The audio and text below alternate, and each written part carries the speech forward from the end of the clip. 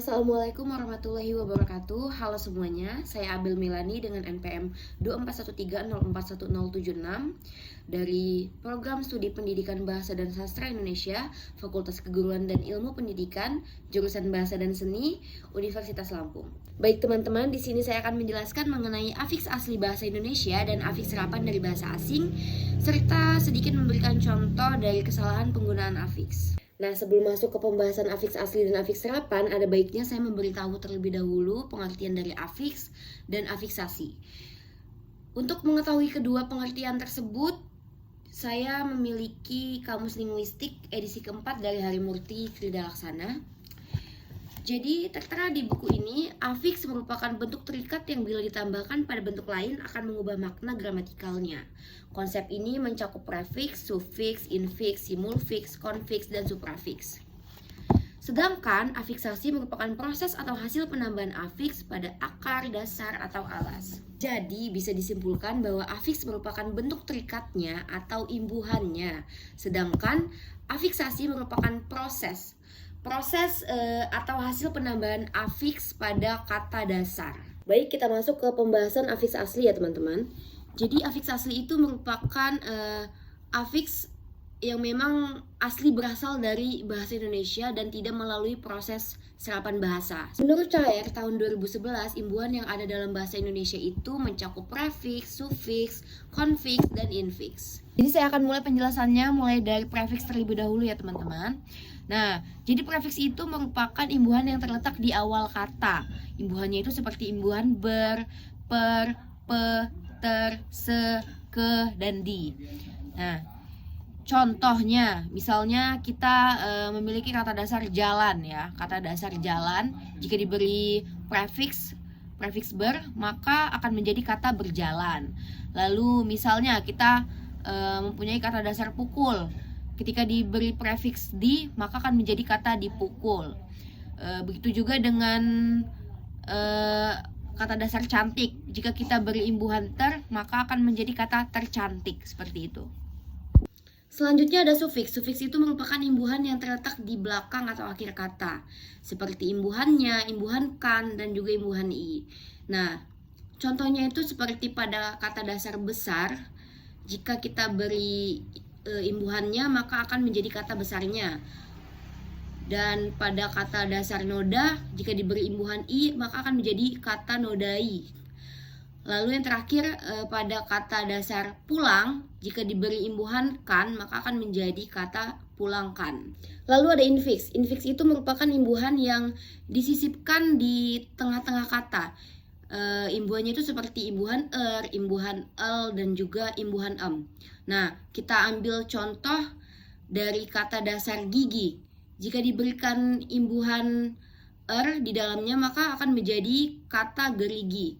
Lalu pada kata dasar tunjuk, itu jika kita berikan imbuhan el di dalamnya, maka akan menjadi kata telunjuk. Lalu apalagi? Pada kata dasar getar. Pada kata dasar getar itu jika kita berikan imbuhan em, maka akan menjadi kata gemetar. Seperti itu. Yang terakhir ada konfiks. Konfiks itu merupakan gabungan dari afiks yang sebelumnya. Jadi contohnya itu seperti imbuhan me dan imbuhan kan. Jika kita beri kata dasar makan, maka akan menjadi kata memakan. Me-nya itu merupakan prefiks dan kan-nya itu merupakan imbuhan dari sufiks. Teman-teman, itulah tadi pembahasan mengenai afiks asli. Sekarang saya akan masuk ke pembahasan afiks serapan. Jadi, menurut pedoman umum pembentukan istilah yang dikutip oleh Elias Tuti dan Haspari pada tahun 2016, afiks serapan merupakan proses penyerapan istilah asing ke dalam bahasa Indonesia dengan cara mengubah morfem terikat dari istilah tersebut. Di sini ada contoh pada kata muslimin. Jadi pada kata muslimin itu terdapat imbuhan in yang berada di akhir. Jadi kata dasarnya itu muslim diberi imbuhan in menjadi muslimin. Berarti imbuhan in ini merupakan sufiks ya teman-teman. Lalu ada pada kata muslimat. Muslimat ini diberi imbuhan at di belakangnya dan merupakan bagian dari sufiks juga tentunya. Lalu ada lagi pada kata improduktif. pada kata improduktif ini imbuhannya terletak di awal. Seperti yang sudah saya jelaskan tadi, kalau imbuhannya itu berada di awal berarti masuk ke dalam prefix ya. Jadi improduktif itu imbuhannya im dan berada di awal, merupakan prefix seperti itu. Contoh terakhir itu pada kata standarisasi dan legalisasi. Jadi pada kata standarisasi dan legalisasi ini imbuhannya itu terletak di akhir, berarti masuk ke dalam sufiks ya teman-teman. Nah, pada kata standarisasi dan legalisasi ini imbuhannya itu diambil dari imbuhan asi dan isasinya seperti itu. Jadi standarisasi dan legalisasi itu masuk ke dalam sufiks dengan imbuhan asi atau isasi. Baik teman-teman, itulah tadi pembahasan mengenai afiks asli dan afiks serapan. Sekarang saya akan masuk ke pembahasan mengenai kesalahan penggunaan afiks di ruangan terbuka ya. Nah, contohnya itu ada pada kata dijual, dikontrakan, dan disewakan. Ketiga kata tersebut terlihat kurang tepat. Bahkan bukan kurang tepat lagi ya, memang tidak tepat penulisannya.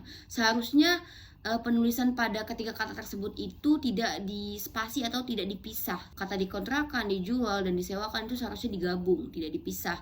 Karena ketiga kata tersebut itu berasal dari kata dasar jual, sewa, dan kontrak yang merupakan kata verba atau kata pasif ya. Selain itu ketiga kata tersebut tidak merujuk pada preposisi ya teman-teman. Jadi tidak ada keterangan tempat atau arah di situ. Jadi penggunaan yang benar itu seharusnya digabung. Sekali lagi penggunaan yang benar itu seharusnya digabung.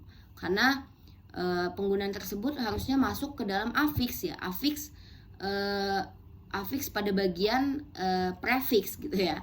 Dijual, disewakan, dikontrakan. Itu masuk ke ranah prefix yang memang penulisannya seharusnya digabung karena ada imbuhan di dalam kata tersebut. Terakhir ada kesalahan pada kata membuka. Ini sudah jelas salah ya teman-teman, karena yang benar itu adalah membuka.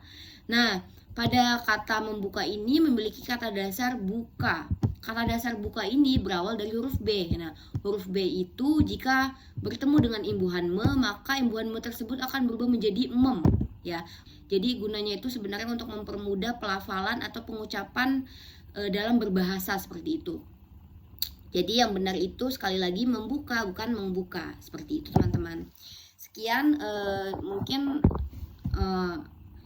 materi yang bisa saya paparkan, yang bisa saya jelaskan di sini. Kurang lebihnya saya mohon maaf. Wassalamualaikum warahmatullahi wabarakatuh.